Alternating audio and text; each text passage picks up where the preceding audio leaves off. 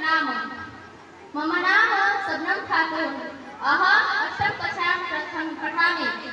सर्वप्रथम सर्वेभ्यः स्वतंत्रता दिवस हार्दिक शुभकामना। स्वतंत्रता दिवस भारतस्य राष्ट्रपर्व।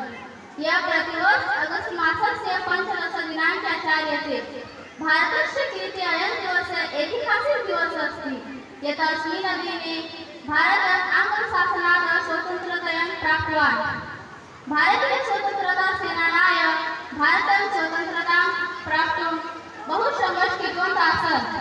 सः बहुवर्षपर्यन्तम् अहिंसक आन्दोलनं चलितवान्। अनेकवारं कारागारं च गतः, परन्तु सः कदापि न त्यक्तवान्।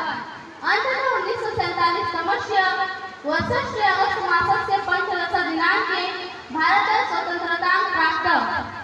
स्वतन्त्रता दिवसः अस्माकं कृते अस्मदीयः दिवसः अस्ति।